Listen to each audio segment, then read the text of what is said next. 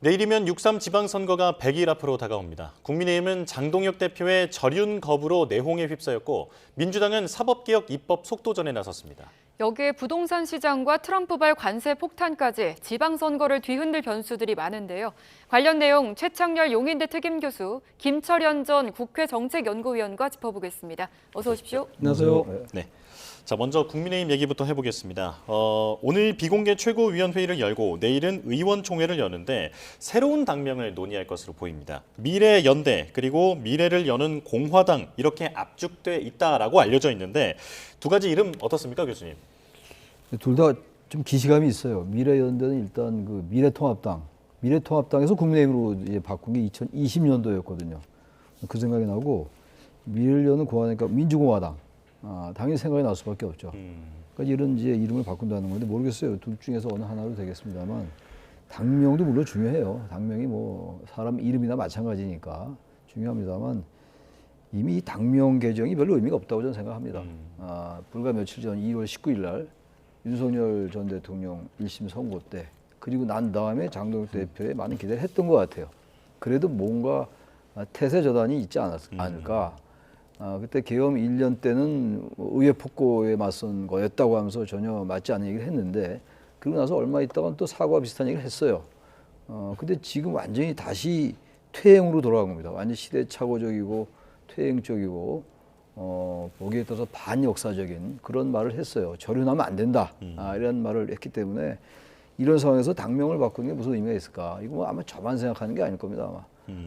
이른바 보수 쪽에 계시는 분들도 그런 생각을 많이 하지 않을까 생각이 돼요. 예. 과연 근데 이렇게 당이 이렇게 가면서도 물론 지방선거 승리보다는 그 이유를 생각하는 것 같은데 전 당에 계신 분들이 이걸 그대로 같이 가는 게 이상해요. 당내에서 사퇴해라. 그 얘기는 이미 나왔어요. 조경태 의원도 당내 제일 최고가 육선의 조경태 의원인데 국민의힘에 그만두시오 이런 말을 했단 말이죠. 예. 근데 어떻게 국민의힘에서 지금 이런 상황까지 왔는데 1심 선고에서 무기징역이 나왔음에도 불구하고 거기서 무죄 추정이 원칙이니까 아직은 괜찮다라는 취지의 얘기 도저히 납득되지 않는다. 뭐 여러 번 드린 말씀입니다. 따라서 이 당명 개정은 솔직히 상당히 의미가 없다. 거의 의미가 없다라고 생각합니다. 네. 국민의힘 당명 변경이 5년 6개월 만입니다. 미래통합당에서 국민의힘으로 탈바꿈을 했는데 말씀해 주신 대로 간판만 바꾼다고 쇄신이 될까 하는 우려도 나오고 있습니다. 쇄신의 조건이 좀 있을까요? 그래서 뭐 그런 비판이 있을 수밖에 없다고 보이고요. 지금 1심 선고에서 그러니까 그 내란죄 재판 관련해서 윤석열 전 대통령에 대한 1심 선고에서 이제 무기징역이 났기 때문에 사실 지금 당명 개정의 의미는 이제 국민의힘이 새롭게 다시 태어난다는 그런 의미가 좀 있어야 된다고 보이거든요. 특히 과거의 어떤 잘못된 과거의 어떤 결별이 있어야 되는데 저는 아마 그런 부분에서 국민들이 과연 인정해 주실까. 저는 장동혁 대표가 지금 윤석열 전 대통령과의 절연을 하지 않겠다고 하면 저는 차라리 그냥 당명 개정 없이 그냥 국민의힘으로 그대로 지방선거를 치르는 것도 나쁘지는 않다고는 좀 보이거든요. 왜냐하면 지금 국민의힘에서 당명 개정을 하게 되면 어쨌든 지방선거 어떤 전략 차원에서는 나쁘지 않다고 보일 수 있는데 오히려 이것들이 제대로 알려지지 않았을 경우에는 국민들 입장에서 볼 때는 국민의힘이나 새로운 당명이나 이런 부분에서 좀 혼선을 겪을 수도 있기 때문에 오히려 선거 전략 측면에서 이게 바람직한가 하는 이런 좀 생각이 들고요. 지금 아마 그 미래연대나 또는 미래를 여는 공화당 이 두 개 정도 압축돼 있는데 아까 이제 얘기하실 때는 미래연대에서 이제 미래통합당이라는 기시감이 느껴진다고 하는데 저 같은 경우에는 보면 미래연대가 과거 16대 때, 그러니까 2000년 총선 때 보면 그때 당시에 원희룡, 오세훈 서울시장, 뭐 남경필 전 뭐 의원 이런 분들이 해서 미래를 여는 청년연대라고 해서 그때 줄임말로 미래연대라는 게 있었거든요. 그렇기 때문에 아마 두 개 중에 압축을 하게 된다면 과거의 어떤 미래연대보다는 미래를 향한 공화당, 특히 줄였을 경우에 공화당이라고 하는 그 방점을 좀 국민의힘이 가져가려고 하는 것이 아닌가 일단 이렇게 보이고 예. 결국 이제 공화당이라고 하는 그 이름 자체가 국민들에게 빚어질 수 있는 그런 좀 나름대로 좀 판단을 해야 된다고 보이거든요. 저는 아무래도 그런 부분들도 보면 지금 이재명 정부가 계속적으로 약간 친중적인 정책을 보여왔기 때문에 국민의힘은 친중, 중국이 아니고 미국 중심의 어떤 대외 정책이라든가 여러 가지 부분들을 고려한다는 의미에서 볼 때는 트럼프의 공화당처럼 저도 국민의힘, 특히 한국에서의 공화당은 결국은 이제 국민의힘이다 하는 이런 것들에 대한 상징적인 의미를 좀 가져가려고 하는 부분이 있지 않나 싶어서 나름대로 당명 개정을 하는 부분이 지방선거 어떤 전략 차원에서는 시도해 볼 만한 부분이 있는데 윤석열 전 대통령과의 절연을 하지 않았기 때문에 당면 개정을 통해서 조금 탄력을 받기는 조금 힘들진 않을까 뭐 이런 말씀을 좀 드립니다. 예, 숨겨진 의미까지 함께 분석을 해주셨는데요. 두 분께서 언급하신 것처럼 지금 가장 큰 화두는 장동혁 대표의 절윤 거부입니다. 이 관련 내용 직접 듣고 오겠습니다. 사과와 절연의 주장을 반복하는 것은 분열의 씨앗을 뿌리는 일입니다. 대통령과의 절연을 앞세워 당을 갈라치게 하는 세력, 단호하게 절연해야 할 대상은 오히려 이들입니다. 기절초풍할 일입니다. 장동혁 대표는 윤어게인을 넘어서 윤석열 대변인입니까? 최소한의 염치도 없고 일반 상식조차 없는 폭언이고 망언이라고 생각합니다. 네, 직접 듣고 오셨는데요. 사실 이번에는 어떤 사과 메시지가 나오지 않을까라고 대부분 예상했습니다만 절윤을 이제 공개적으로 거부를 한 것으로 평가가 됩니다. 자, 일단 왜 이렇게 결정을 내렸는지 그 배경부터 좀 해설이 궁금한데요. 교수님께서는 어떻게 보셨습니까? 그래서 참 설명하기가 어려워요. 워낙 그야말로 상식적이지가 않고 법률적으로나 정치적으로나 역사적으로나 참으로 이해가 안 가는 행동이 계속돼 왔기 때문에 설명하기 어려운데 어떤 사안이 이 사례에 맞아야 거기에 대한 설명도 가능한 건데 저로서는 사실 설명하기 어렵습니다만 굳이 이제 추론해 본다면 어쨌든 장동혁 대표는 이 뭡니까 이 지금 강성 강성 당원이라고 말하면 좀 그래도 긍정적으로 말씀을 드리는 거고 극우 어떤 지지자나 극우 당원들의 지지를 바탕으로 해서 그렇게 해서 자신의 어떤 정치적 입지를 도모해 나가는 것 같아요. 아마 이 정치를 아는 분들이 이번 지방선거에서 이렇게 해가지고 이런 행태와 이런 사고를 가지고 과연 지방선거를 승리할 수 있다고 생각하겠는가? 저는 그렇게 보지 않거든요. 그다음에 장동혁 대표라고 이걸 모를 리가 아마 없을 겁니다. 아마 절대 모를 리가 없을 거예요. 그럼에도 불구하고 이렇게 더 뒤로 갔어요. 12월 3일 날 개업 1년 때 얘기, 그다음에 그 다음에 조금 사과성 발언이 나왔었는데 12월 7일로 제가 기억하는데 그리고 난 다음에 또 이제 이렇게 완전히 뒤로 돌아간 얘기가 나왔단 말이에요. 이거는 제가 볼 때는 그 이후에 이 강성 당원을 중심으로 해서 당권을 유지하겠다. 당권을 유지해서 어쨌든 간에 그 자기의 팬덤을 중심으로 하지 않으면 자기의 설당은 없다라는 그런 판단을 하는 것 같아요. 그게 저는 뭐 개인적으로는 그건 잘못된 전략으로 보는데 전략적인 측면에서 뭐 당위나 규범이나 역사 다 떠나서 말이죠. 실리적 측면에서도 저는 맞지 않는다고 보는데 명분은 물론이고 그럼에도 불구하고 아마 장동혁 대표는 그렇게 해야 자신의 정치적 입지가 있다고 생각하는 것 같아요. 그래야 이런 행동이 그래서 이해라면 뭐 어폐가 있는 말씀이고 그래야 이게 설명이 돼요. 그렇게 하지 않으면 이게 설명이 안 됩니다. 법리적으로 그리고 당위적으로 역사적으로 도저히 납득이 안 가는 그야말로 극성 당원들 또 최근에 이른바 강성 유튜버들 그 스탠스가 바뀌었어요. 최근에 극우 유튜버들에 대한 이슈가 많이 제기가 됐는데 그것과 같이 결부돼서 이런 얘기가 나오는 거거든요. 그래서 그런 분들과 그런 부분들과 결부돼 있다고 보기 때문에 제가 그런 나름의 추론을 하는 겁니다. 네, 자, 지금 속보부터 하나 전해드리겠습니다. 전국적으로 강한 바람이 불고 있는 가운데 서울에도 강풍주의보가 발효됐습니다. 기상청은 북쪽을 지나는 저기압의 영향으로 기압차가 커지면서 중부지방을 중심으로 순간 풍속이 초속 15m 이상의 강풍이 예상된다며 수도권과 강원 영서에 강풍주의보를 확대 발령했다고 밝혔습니다. 자, 강한 바람으로 인해 산불과 시설물 피해 우려가 커진 만큼 각별한 주의가 필요합니다. 자, 대담 계속 이어가겠습니다. 자, 지금 교수님께서는 장동혁 대표의 이런 결정을 사실상 생존을 위한 불가피한 결정이었다 이렇게 좀 설명을 해주셨는데 즉 국민의힘 입장에서 보면 최고위원회의 그리고 의원총회에서 당대표 사퇴 문제도 논의할 것으로 보이거든요. 앞으로 거취 어떻게 될 거라고 보십니까? 그래서 뭐 저는 뭐 장동혁 대표에 대한 사퇴 요구라든가 재신임론은 계속적으로 뭐 어제 오늘 일이 아니고 계속적으로 불거져 나왔는데 지난번에 보면 장동혁 대표가 만약 본인의 어떤 재신임을 물을 수는 있는데 그럴 경우에는 그 얘기를 하는 분들이 국회의원직을 걸거나 또는 단체장직을 걸으라는 그런 얘기를 한 적이 있었거든요.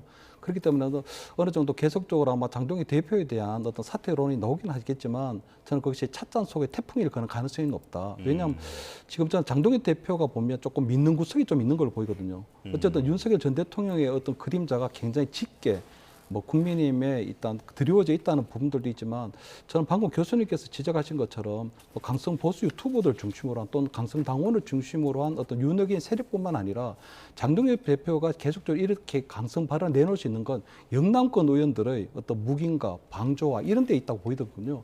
당에 지금 108분 정도의 국회의원이 있는데 가장 과반수를 차지하고 있는 것이 영남권 의원들인데 영남권 의원들이 모두가 침묵하고 있거든요. 이런 부분들 결국은 그분들이 지난 아마 총선 때는 보면 그때 아마 윤석열 대통령에 대해서 그때 김건희 특검이 통과될 것처럼 하면서 그때 아마 공천권을 아마 확보할 수 있었는데 지금 같은 경우에도 본인들이 어떤 탄핵 반대 입장에 서지 않고 만약에 탄핵 찬성을 하게 되면 한동훈 전 대표 이런 분들이 나중에 당권을 잡게 되면 본인들이 차기 총선에서 공천을 받지 못할 것이라고 하는 극도의 그 한동훈 포비아 같은 그런 공포심들이 있거든요. 그렇기 때문에 저는 장동혁 대표 체제를 떠받치는 거는 윤핵인 세력뿐만 아니라 지금 침묵하고 방관하고 있는 영남권 의원들이 있기 때문이다.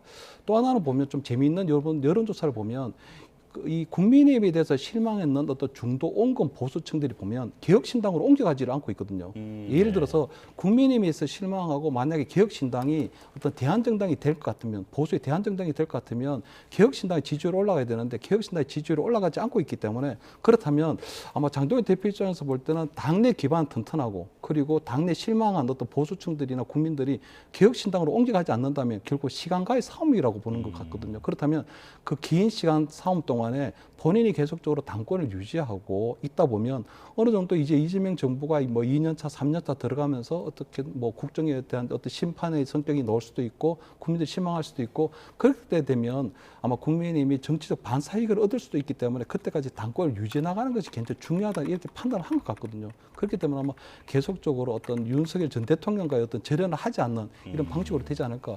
결국은 의원총회가 열린다고 하더라도 영남권 의원들이 일어나지 않는다면 저는 뭐 이런 상황에서는 굉장히 조금 어떤 국민의힘의 어떤 변화나 쇄신이 일어나기에는 당분간 좀 어렵지 않을까. 그렇게 되면 윤석열 전 대통령의 탄핵으로부터 시작된 이 어떤 보수의 암흑기가 이제부터 좀 시작이 됐다. 그렇기 때문에 저는 보수의 암흑기가 이제부터는 본격적으로 시작되는 그런 상황이 아닐까 이렇게 뭐 전망합니다. 예. 네, 이렇게 국민의힘 내용이 계속되는 가운데 민주당도 오늘 의원총회를 엽니다. 검찰개혁법, 사법개혁법에 대한 막바지 쟁점을 조율할 것으로 보이는데요. 민주당이 모레 24일, 그러니까 오는 화요일까지 국회 처리를 목표로 하고 있는데 교수님, 가능할까요?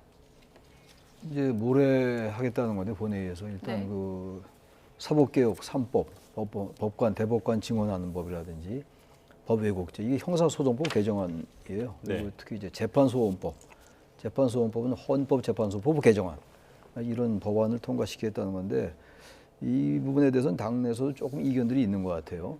그러니까 하나하나를 뜯어보면 다 논쟁적들이에요. 찬반이 있고 그리고 법리적으로 봐도 여러 가지 이제 상당히 논리적으로 서로 대립할 수 있는 부분도 있고 또 다른 나라 입법 예를 봐도 있는 나라도 있고 없는 나라도 있고 그래요. 세 법이 다 그렇습니다. 대법관 직원도 그렇고 특히 대법관 직원 같은 경우는 오래전부터 우리나라에서도 얘기가 돼 왔던 부분이긴 해요. 법외국제도 마찬가지고 그런데 문제는 이런 법안들이 아무튼 간에 상당히 사법 이 체제 자체에 큰 변화를 초래하는 거거든요. 검찰개혁도 마찬가지긴 합니다만 검찰개혁, 사법개혁 다 마찬가지인데 그렇다면 저는 조금 시간 좀 뒀으면 좋겠어요. 이렇게 급하게 지금 이재명 대통령의 지지율도 높은 상태고 또 더불어민주당의 정당 지지도도 국민의힘을 거의 압도한 상황인데 이렇게 빨리 지나치게 빠른 속도로 속도전으로 임하는 것 같은 이런 느낌은 별로 썩 중도층들에게 어떻게 다가갈까를 생각할 필요가 있다고 생각합니다. 그래서 이 법안들이 잘못됐다 잘했다의 문제가 아니라 어쨌든 이해 당사자들도 있고 특히 대법원 반대하고 있는 상황이니까 특히 재판소원법 같은 것도 그렇고 법외국제도 마찬가지고 이 부분을 조금 절차적 측면에서 볼 때 시비가 걸리지 않도록 당사자들과 좀 충분히 수기 좀 하고 말이죠. 절차적인 문제에서 전혀 나중에 시비가 걸리지 않게 그렇게 추진하는 게 어떨까라는 생각도 좀 들기도 듭니다. 예. 자, 지금 이슈가 많아서요. 지방선거 얘기로 좀 넘어가겠습니다. 자, 6.3 지방선거 오늘로 보면 이제 100일 정도 남은 상황인데 판을 흔들 최대 변수로 역시 부동산이 꼽히고 있습니다. 자, 이 대통령이 계속 SNS를 통해서 다주택자를 겨냥한 메시지를 내고 있는데 정부 여당은 지금 부동산 쪽의 여론이 나쁘지 않다고 판단하는 것 같습니다. 이번 지방선거에는 어떤 영향이 있을까요? 일단 저는 뭐 계속적으로 부동산 매물이 나오고 있다고 하니까 실질적으로 실질적으로 그런 것들이 매매로 이어지지는 않고 있지만 매물이 나오고 있기 때문에 나름대로 부동산 시장이 조금 긍정적으로는 아마 대통령께서는 보고 있는 것 같은데 저는 중요한 게 3월 달, 4월 달 이제 곧 이사철이 시작되거든요. 봄철 이사철이. 근데 봄철 이사철이 시작될 때 과연 무주택자들을 위한 전세, 월세 시장이 교란이 있나 없나를 좀 봐야 될 것 같거든요. 왜냐하면 지금 아마 계속적으로 매물이 나오고 있다는 것은 결국 전세로 내놓지 않겠다는 것이고 월세로 내놓지 않겠다는 것인데 그렇다면 전세하고 월세 시장이 축소될 수밖에 없기 때문에 저는 아마 무주택자 입장에서 볼 때는 새로운 집을 구할 때 굉장히 교란 현상이 벌어질 수 있다고 보이거든요. 만약에 3월 달이나 4월 달에 그런 상황이 벌어지게 된다면 이거는 아주 치명적인 아마 문제가 될 것 같고요. 두 번째는 보면 부동산 매물이 갑자기 쏟아지면서 이 공급은 늘어났는데 예. 실질적으로 매매가 이루어지지 않고 있기 때문에 부동산 가격이 떨어지고 있거든요. 그렇다면 아마 문재인 정부 때 영끌에서 부동산 샀던 사람들은 갑자기 어느 순간에 본인들이 부동산 거지가 되게 될 상황이 되는 거거든요. 왜냐하면 지금 1억이 떨어지고 2억이 떨어지고 이렇게 되면 사실 우리 강남구라기보다는 어떤 우리 강북구라든가 우리 변방에 있는 부동산이 먼저 떨어지게 돼 있는데 그렇다면 과거에 본인들이 샀던 가격보다 이렇게 급격하게 부동산 가격이 떨어지게 되면 거기에 대한 불만도 감당할 수 없는 상황이 되거든요. 그렇기 때문에 저는 부동산 정책을 시행하는 데 있어서 가장 중요한 것은 무주택자들을 위한 전월세 시장이 교란되지 않는가 하는 부분. 두 번째는 부동산 시장 어떤 가격을 조금 어느 정도 하향 안정화시키는 부분은 좋은데 그런 것들이 경착륙되면 안 되고요. 굉장히 소프트 랜딩이 돼야 되거든요. 그렇기 때문에 지금 어떤 이재명 정부의 실험적인 부동산 정책이 당장은 어떤 일시적으로 부동산 시장을 안정시키는 효과가 있는 것처럼 보이지만 이러한 것들이 진정한 성과로 이어지고 하는 부분들은 아마 이번 봄철이 지나면서 봐야 되지 않느냐. 만약에 봄철 이사철 시장이 상당히 교란된다면 그리고 부동산 가격이 한꺼번에 너무 폭락하게 된다면 그런 부분들은 완전 부동산 정책 실패로 드러날 가능성이 크기 때문에 그런 부분들이 이번 지방선거에서 가장 중요한 변수 포인트가 되지 않을까 저는 그렇게 전망을 합니다. 예. 네. 국민의힘은 오히려 이 지난 문재인 정권을 상기시키면서 정권 심판론을 띄우고 있습니다. 이 전략은 어떻게 보십니까? 부동산 관련 말씀이신데 이제 사실 문재인 정권 때 부동산 가격이 많이 올라갔죠. 근데 이제 이 부동산 가격이 올라가는 게 이것도 양극화예요. 양극화 아주 지금 좋은 지역, 뭐 똘똘한 할채라는 말들을 많이 하는데 그런 지역과 지금 아까 강북구 말씀하셨는데 같은 서울에서도 굉장히 차이가 커요. 뭐 다 아는 사실입니다만 그리고 서울과 특히 수도권과 지방도 마찬가지고. 근데 이게 가격 안정이라는 게 예를 들어서 지금 다른 지역에 조금 이제 하락이 되면 다른 저 어려운 상황은 더 떨어지고 그래요. 그런 점도 있고 그래서 아무튼 부동산 문제는 최근에 이제 다주택자 관련해서 이슈가 됐어요. 이재명 대통령과 그 장동 대표 간에 이제 설전이 있었는데 SNS 관련해가지고 아무튼 이 다주택자들에게 매물 내놓게 하는 건 저는 올바른 정책이라고 봐요. 이 정책에 대해서 시비 걸 건 아니라고 보고 단지 문재인 정부 때 부동산 가격이 오르면서 지나간 얘기입니다. 지금 자꾸 그 얘기를 할 계제는 아닌 것 같고 과거 얘기를 다 꺼내면 한두 곳도 없죠. 그건 아닌 거고 지금 어쨌든 부동산 이 상황 자체가 대단히 비정상적인 것만 분명합니다. 시장도 너무 양극화되어 있고 특정한 지역은 너무 가격이 높고 그게 최근에 이재명 대통령이 SNS에서 한 평에 3억에 말이 됩니까? 이런 얘기로 대표되는 건데 야당이나 여당이나 이건 자꾸 이 부동산 문제를 가지고 정치적으로 선거에서 유불리를 따질 문제는 전혀 아닌 거죠. 이건 대통령이 할 수 있는 게 하는 거예요, 지금. 근데 야당은 이 부분을 자꾸 뭐 갈라치게 한다 이렇게 판단하는 것 같은데 그렇게 얘기들을 하는데 저는 그거는 올바른 태도가 아니라고 봐요. 여야가 좀 이제 일단 이 문제는 다른 이슈도 마찬가지긴 합니다만 선거 유불리 가지고 판단하는 문제는 더욱더 아니다. 특히 부동산 문제. 그래서 저는 지금 문재인 정부 때 부동산 시장을 얘기하는 거는 아까 그 질문에 대한 답변으로 돌아간다면 국민의힘에게 그렇게 유리한 전략은 아니라고 저는 생각합니다. 예. 자, 그리고 지방선거 이슈에 또 하나 크게 등장한 변수가 바로 미국 연방대법원의 관세 무효화 판결입니다. 자, 이 부분에 여론은 어떻게 반응할지 그 부분도 중요한데 일단 상호관세가 무효화됐음에도 청와대는 그 대미투자특별법에 대해서 그대로 추진하겠다라는 입장이고 그리고 민주당도 마찬가지인 것으로 보입니다. 자, 그런데 국민의힘이 이제 저지 카드로 글을 저지하는 게 아니라 사법개혁안 등 같은 그 다른 법안에 대한 저지의 카드로 대미투자특별법을 좀 비협조하는 그런 방법도 거론되는 것으로 알려지고 있거든요. 그런데 정치라는 게 이제 모든 게 다 명분 아니겠습니까? 국민의힘은 어떤 선택을 할까요? 그래서 저는 뭐 대미투자특별법 관련해서는 저는 아마 지금 국민의힘에서 보면 그동안에도 보면 국회 비준을 얘기했다가 그런 것들도 다 철회를 했거든요. 저는 아마 어떤 초당적으로 협력할 것으로 보이고 다만 저는 지금 이 이재명 정부가 나름대로 좀 차분하고 신중하게 좀 이 대응하고 있다고 보이거든요. 왜냐하면 어떤 미국 연방 대법원의 결정이 보면 트럼프 대통령이 관세 무기화 정책을 반대한 게 아니고 국가에 대해서 부과하는 관세 같은 경우에는 대통령의 권한이 아니고 의회의 권한이기 때문에 대통령의 권한 내에서 관세를 부과하라는 그런 것뿐이기 때문에 그 부분에서 저는 너무 경거망동하거나 너무 이렇게 움직일 필요는 없다고 보이거든요. 그렇기 때문에 저는 아마 현재대로 저는 뭐 대한민국 정부와 그리고 미국 정부 사이에 맺어졌던 그 타임라인에 따라서 그 어떤 투자 로드맵에 따라 진행하는 것이 맞다. 특히 아마 일본에 우리가 대한민국 같은 경우는 특히 우리 일본하고 많이 동일선상에 비교하는데 일본의 다카이치 총리가 3월 달에 미국을 방문하면서 그 전에 벌써 대미 투자 1호 계획까지 다 밝힌 상황인데 네. 만약 한국 정부가 계속적으로 입법 지연에 따라서 어떤 관세도 25%까지 인상되는 그런 일이 있었는데 만약에 어떤 이번에 관세가 무효화되는 이런 부분들 때문에 관세 무효화 어떤 판결 때문에 한국 정부가 또 다른 입장을 보이게 된다면 트럼프 대통령에 대해서도 또 이상한 신호를 또 줄 수도 있는 부분이 있거든요. 그렇기 때문에 저는 아마 지금 국회 차원에서는 약간은 미국의 상황이 좀 달라지긴 했지만 대미 투자 특별법이나 이런 것들은 단순한 어떤 뭐 미국에 대한 투자뿐만 아니라 한국과 미국 사이 어떤 안보 동맹이라든가 여러 가지 부분들이 있었기 때문에 그러한 부분들도 종합적으로 고려한 판단인 만큼 저는 국민의힘에서도 나름대로 국회 비준에 걸맞을 만큼의 어떤 꼼꼼하게 챙기고 또 국민 알 권리를 충족시켜야 되는 부분에서는 맞지만 이 부분에 있어서 지연을 시킨다거나 또는 미국하고의 어떤 여러 가지 투자 약속에 대한 부분을 완전히 무효화시키는 그런 상황까지는 가지를 않을 것이다. 그렇기 때문에 저는 타임라인에 따라서 진행하는 것이 대대로 맞다 이런 말씀을 좀 드립니다. 네네. 네, 미국 대법원이 사고 관세는 위법이다 이렇게 판단을 했는데 이를 두고 트럼프가 앞으로 어떻게 나올지도 궁금하거든요. 이미 저희 트럼프 대통령이 한 얘기가 있잖아요. 그 무역법 122조에 따라서 네. 관세 추가 관세 10% 부과하겠다. 그게 이미 했던 거예요. 예상했던 거라고 보고 그러니까 우리가 지금 대미투자특별법을 여기서 지원할 이유가 전혀 없죠. 어제 국민의힘도 박성호 대변인이 그런 얘기를 했어요.